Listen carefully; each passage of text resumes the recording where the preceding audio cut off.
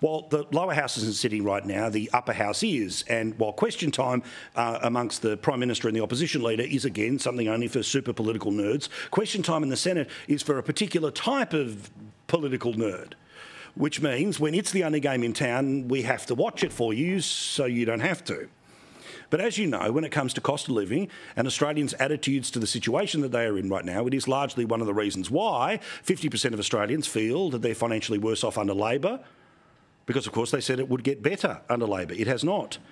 Cost of living is, of course, why 51% of Australians now believe that Australia is headed in the wrong direction. And we learned today via the consumer website Finder that they've put together a thing called the Cost of Living Pressure Gauge. Now, this is from April 2022, when the cost of living pressure was about the mid-60s out of 100. And that was, of course, very high. This was just before the last federal election, when our government promised clearly when the strain was in the mid-60s that, quote, a Labor government will lower the cost of everything. That was the promise. They won an election. Their failure to do so is one of the reasons why they're in the hole that they are right now. Well, same organisation, Finder, today has just released a number that is close to 80. We're now in a scenario of extreme, being the extreme cost of living pressures. They have only got worse since the then opposition, now government, made a promise to make everything cheaper. That is why they are in a world of trouble. But have a look at this, for a disgraceful attempt at feeding the chooks, a desperate attempt from a government with no clue about what they think you will fall for as the government doing something about cost of living. This is ridiculous. It comes from the Agriculture Minister, Labor Senator Murray Watt, in the upper house today. They actually think this is serious. And that's why today I've called on the big supermarket chains to freeze the price of Christmas hams. The traditional ham, I'm surprised that the opposition don't think that's a good idea. Sneering at the idea of freezing the price of Christmas hams. Order. How concerned about cost of living you are. Well, the opposition might be surprised to hear this, but the traditional ham is a staple of any Christmas lunch in Australia. I would have thought you would have known that. It's time for supermarkets to do their part and say one thing we won't put up is the price of a Christmas ham. Guaranteeing a price freeze on ham would allow families to manage their budgets in the weeks leading up to the holiday. And I really would have thought that this is something that the opposition could get behind, but apparently not. It's always politics for them, not caring about the average Australian citizen who's trying to save some money. How low rent is that? Now, that was a question that the government asked itself today. So it was a policy that they wanted to get out into the media, that in the cost of living crisis right now, where we have now got to a scenario where most Australians are in extreme pressure from cost of living, their suggestion is that it's the supermarkets that are all to blame, and it's the supermarkets who should do something about Christmas ham and Christmas ham only. This is garbage. But of course the reality is that it is this government. Let's engage with their idea about how important it is, the cost of Christmas ham.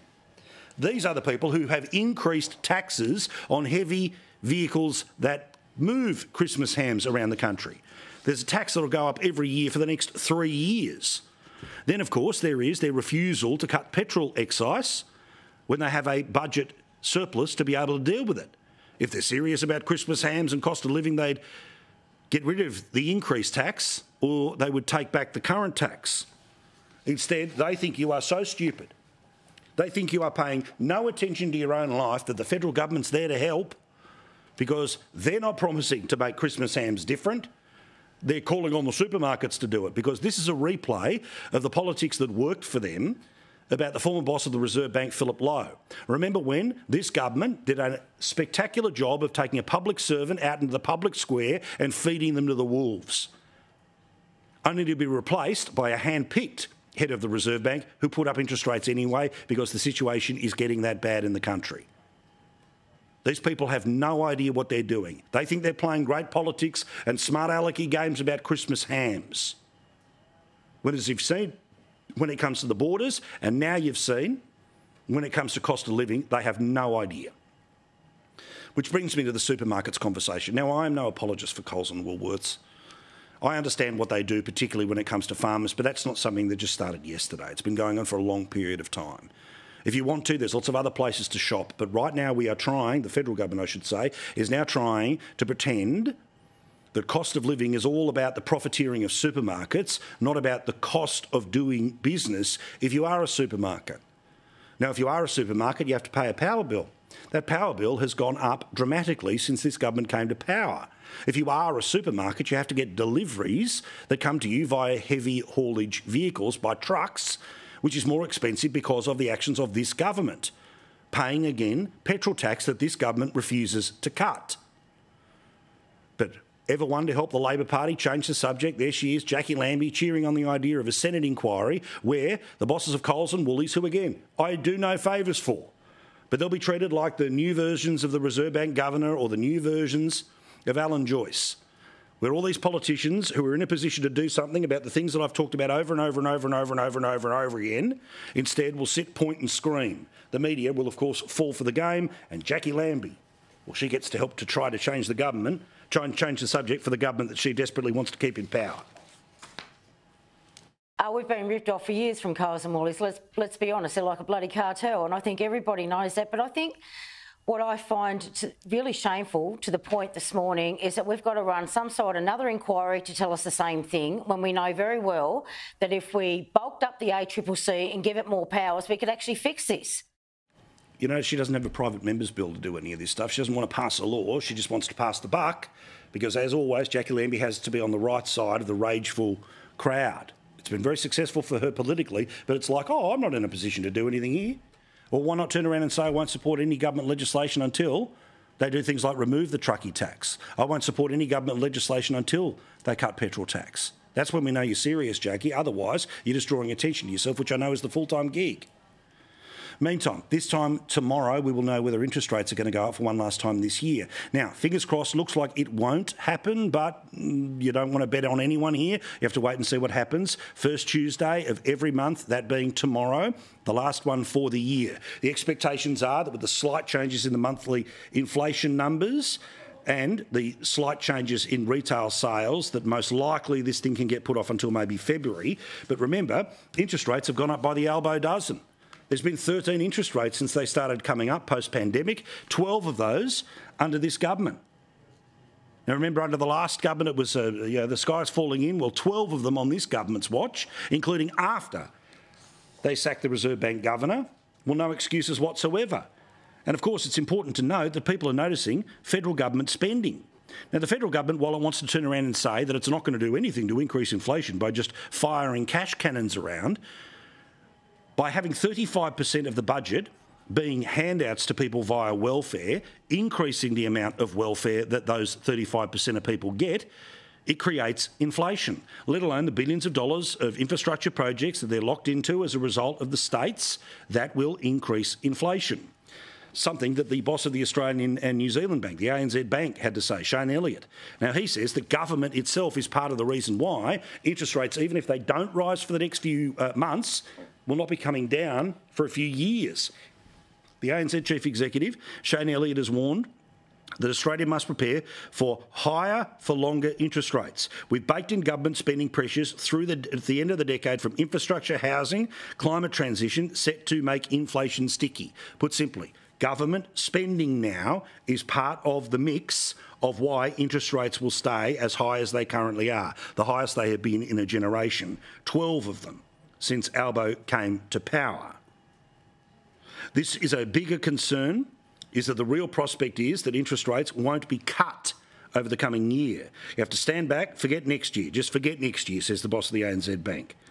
Think about the next 5 years. So remember, we're in a scenario right now, as we've shown you many, many times, people on $500,000 needing to find the best part of an extra $11,000 to pay off their homes compared to this time about a year ago or before there was a change of government.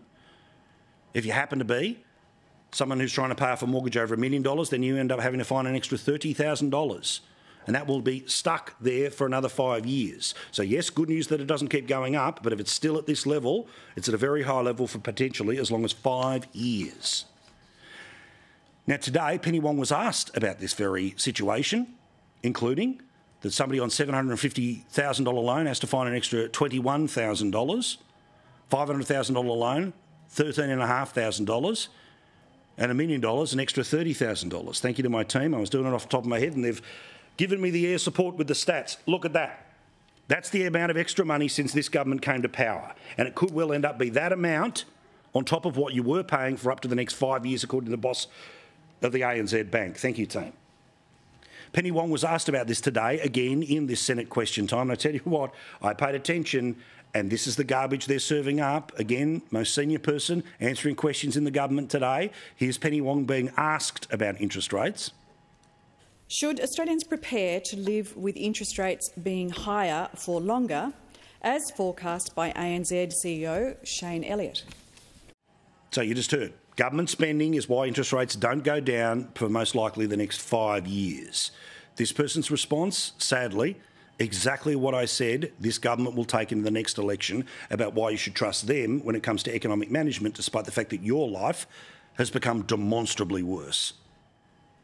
We are committed to fighting inflation because we do understand the effect that inflation has. Madam President, on relevance, I mentioned interest rates, not inflation, and the minister is yet to actually use the phrase interest rates. I'm interested in a proposition that inflation is not relevant to interest rates. That seems to be the point of that seems to be the point of that. That seems to be the point of that point of order, is that somehow a discussion of inflation is not relevant to interest rates.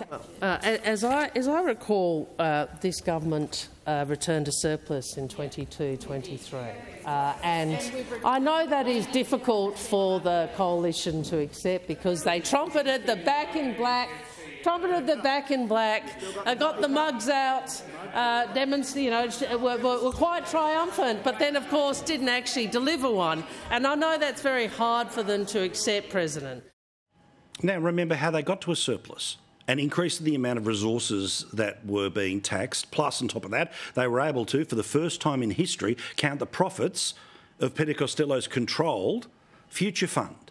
That's how they ended up with a surplus. But don't forget, the intergenerational report released by the very same people who put the federal budget together says there will be budget deficits for the next 40 years.